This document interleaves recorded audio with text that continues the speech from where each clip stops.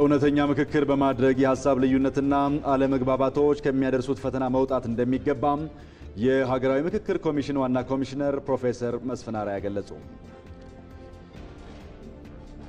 ታላቁ የኢትዮጵያ ህዳሴ ግድብን በዘላቂነት ለትውልድ ለማስተላለፍ በተፋሰስ ልማት ላይ ትኩረት ሊደረግ እንደሚገባ ተገለጸ።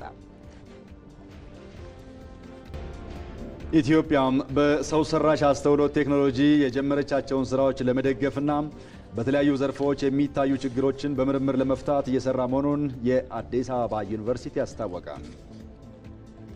ቻይና በእስያ ትልቁ የመከላከያ ፎረም ላይ በመከላከያ ሚኒስትሯ እንደማትወከል ተሰማ።